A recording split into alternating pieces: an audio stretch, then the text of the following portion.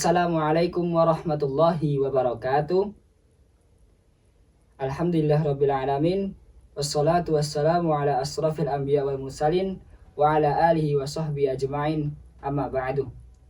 Yang pertama dan yang paling utama, marilah kita panjatkan puja dan puji syukur kita kehadirat Allah Subhanahu wa taala yang telah melimpahkan segala nikmat dan karunia-Nya dan waktu sempat terhadap kita semua, sehingga kita bisa menyaksikan video pembelajaran yang saya buat kali ini dalam keadaan sehat walafiat. Dan tak lupa sholawat serta salam semoga tetap tercurah dan selalu tercurah pada uswah hasanah kita, junjungan Nabi besar Muhammad Sallallahu Alaihi Wasallam. Semoga kita termasuk umatnya yang mendapatkan syafaat di yaumul qiyamah kelak. Amin ya rabbal alamin. Oke teman-teman, perkenalkan saya Muhammad Zufar Al-Faruqi dari mahasiswa UIN Raden Mas Said Surakarta, Fakultas Ilmu Tarbiyah, Prodi Pendidikan Agama Islam, yang dimana di sini saya akan membuat video pembelajaran dari mata kuliah Ushul Fikih, yang di dalamnya membahas tentang 3 materi. Yang pertama amr dan nahi, lalu yang kedua am dan khos, lalu yang terakhir ada nasakh dan mansukh. Baik, tanpa berlama-lama, tanpa basa-basi, marilah kita masuk ke materi. Oke, di sini kita akan bahas amr dan nahi. Yakni amr yang pertama, yang artinya memiliki arti perintah, yang berdefinisi lafadz yang menunjukkan tuntunan untuk melakukan suatu perbuatan secara pasti, dan memiliki kaidah perintah asalnya menunjukkan wajib, kecuali ada dalil lain yang mengubahnya menjadi sunnah atau yang lainnya. Terdapat contoh di dalam Al-Quran dari amr sendiri, yakni dalam Quran surat Al-Alaq, bisa dilihat ayatnya di kiri saya ini, yang berbunyi Iqra bismi rabbikal ladzi khalaq. Bacalah dengan menyebut nama Tuhanmu yang menciptakan. Lalu di mana amr tersebut? Amr tersebut ada di kata pertama, yakni Iqra, bacalah, yang berasal dari kata qara'a yaqra'u, lalu berubah menjadi fi'il amr yang berbunyi Iqra. Perintah ini menunjukkan anjuran, bukan kewajiban murni, tetapi pada dasarnya Iqra bismi rabbikal ladzi khalaq adalah yang pertama. Kita harus membaca dengan menyebut nama Tuhan yang telah menciptakan kita. Lalu yang kedua, nahi, yang memiliki arti larangan, yang berdefinisi lafaz yang menunjukkan tuntunan untuk meninggalkan suatu perbuatan secara pasti, dan memiliki kaidah larangan asalnya menunjukkan haram, kecuali ada dalil yang memalingkannya menjadi makruh. Contohnya di dalam Al-Quran surat Al-Isra ayat 32, bisa dilihat di kanan saya ini, yang berbunyi wala taqrabuz zina, artinya dan janganlah kamu mendekati zina. Lalu di mana nahi tersebut? Nahi tersebut ada di la taqrabuz zina, yang berpusat pada la. La ini adalah tidak, sebuah larangan. Larangan ini menunjukkan keharaman. Jangan sekali-kali engkau mendekati zina. Baik, lanjut ke materi yang kedua, yakni am dan khos. Apa itu am? Apa itu khos? Am sendiri adalah umum dan khos adalah khusus. Lalu definisi am, yakni umum, lafaz yang mencakup seluruh anggota jenis tanpa kecuali jika ada pembatasan. Lalu memiliki kaidah hukum lafaz umum berlaku untuk semua yang tercakup sampai ada dalil khusus, yakni taksis. Contohnya terdapat di dalam Al-Quran surah Al-Imran ayat 185, bisa dilihat di samping kiri saya. Yang saya mengambil potongan ayatnya saja yang berbunyi kullu nafsin dha'iqatul maut, yang memiliki arti setiap yang bernyawa akan merasakan mati. Nah, di situ setiap yang bernyawa akan merasakan mati masih umum kesannya kan teman-teman. Jadi tidak spesifik semua akan mati, entah itu manusia atau hewan. Nah, ini setiap yang bernyawa berarti masih umum, baik manusia, hewan, apalagi tumbuhan, seperti itu.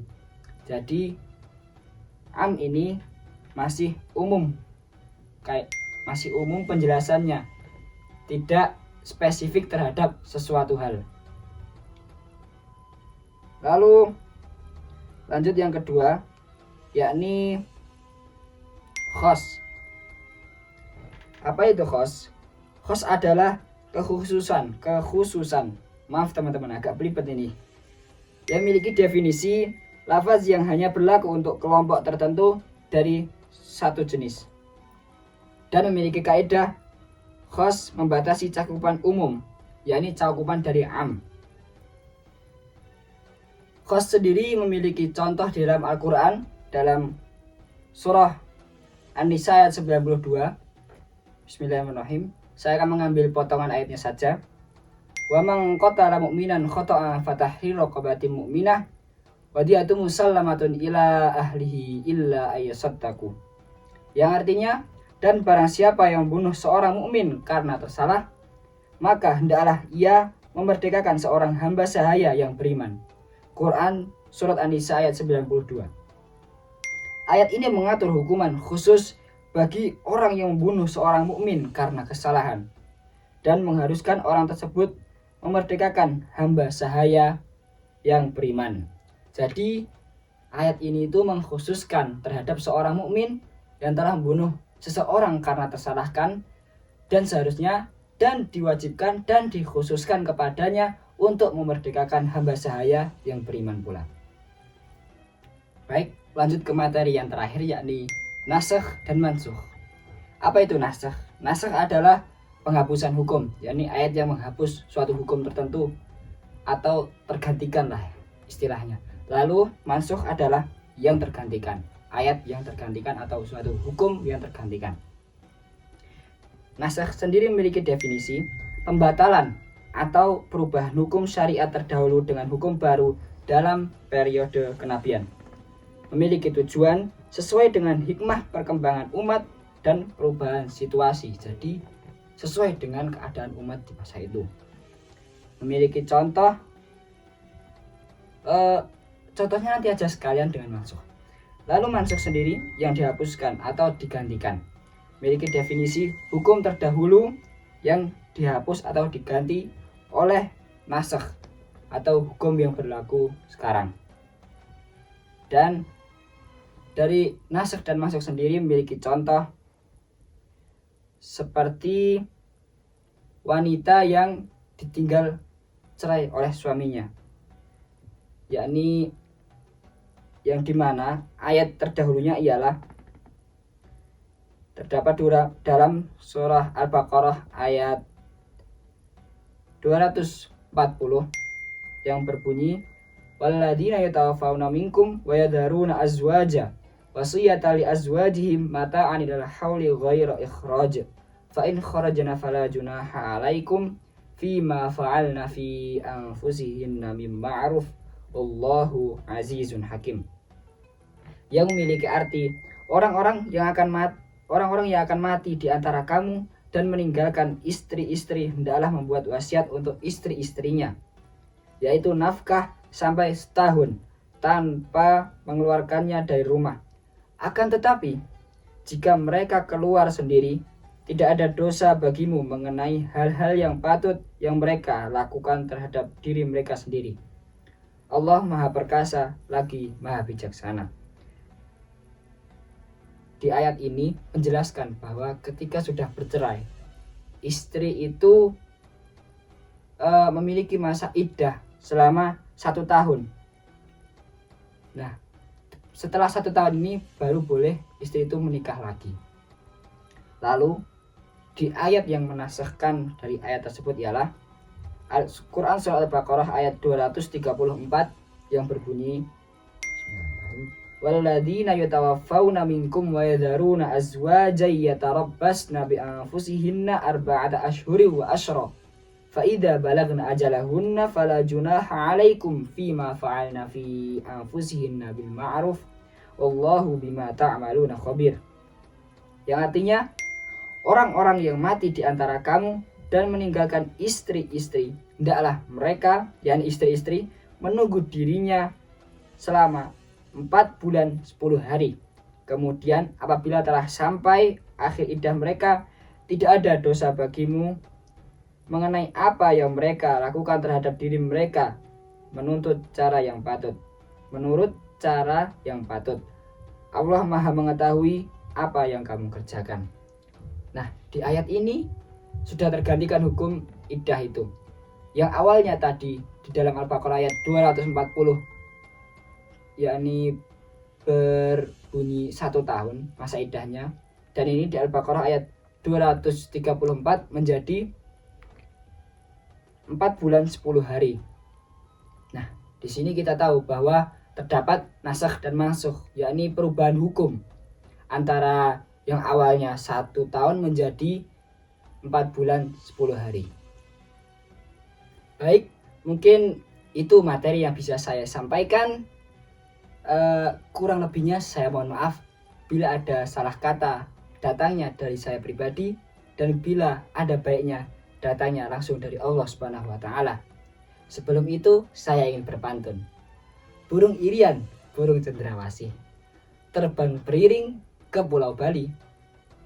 Cukup sekian dan terima kasih. Bila ada waktu bisa ketemu kembali. Billahi taufik wal hidayah. Waridho wal inayah. Wassalamualaikum warahmatullahi wabarakatuh.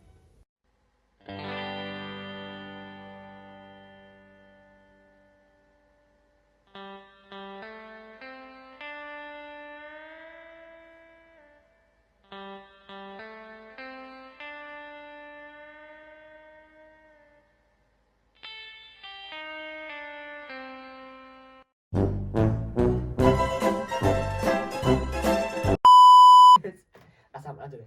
Bismillah.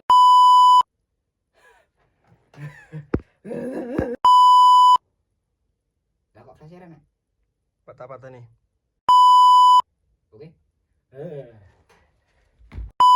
Saya ingin berpantun. Burung sekor.